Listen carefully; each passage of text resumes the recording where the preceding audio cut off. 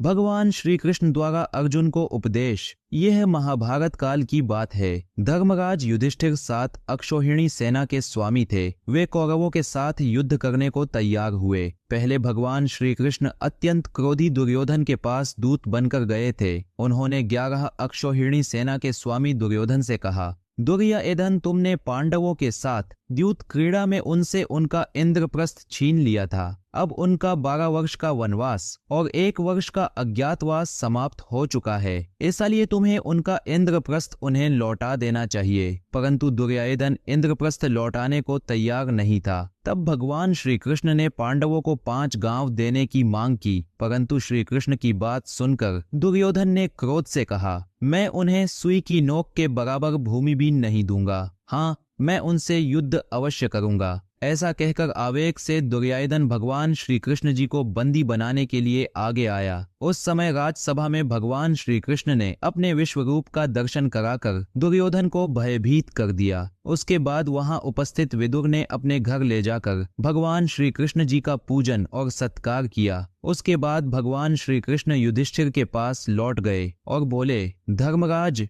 आप दुर्योधन के साथ युद्ध कीजिए। अब युधिष्ठिर और दुर्योधन की सेनाएं कुरुक्षेत्र के मैदान में जा डटी। अपने विरुद्ध पक्ष में पितामह भीष्म और द्रोणाचार्य आदि गुरुजनों को देखकर अर्जुन युद्ध करने को तैयार नहीं थे। तब भगवान श्री कृष्ण ने उन्हें अपने विश्व रूप का दर्शन कराया और उनसे कहा, पार्थ, जब धर्म को ग्लानि आती है तब धर्म की संस्थापना के लिए मैं अवतार धारण करता हूँ। कौरवों का साथ देने वाले भीष्म आदि गुरुजन शोक करने के योग्य नहीं हैं। उन्होंने अपना कर्तव्य निभाने के लिए कौरवों का पक्ष लिया है, परंतु वह है तो असत्य का पक्ष। उनके साथ युद्ध करना ही उचित क्षत्रिय धर्म है। तुम अपने कर्म के फल की चिंता न करते हुए अपने क्षात्र धर्म का पालन करो। मैंने सूक्ष्म रूप से यह युद्ध जीत ही लिया है। तुम केवल आज्ञा पालन कर अपनी साधना करो। हे पार्थ, यदि तुम जीतते हो तो पृथ्वी पर राज करोगे। यदि इस युद्ध में मृत्यु भी पाते हो तो तुम्हें स्वर्ग की प्राप्ति होगी। इसलिए युद्ध का निश्चय कर सिद्ध हो जाओ।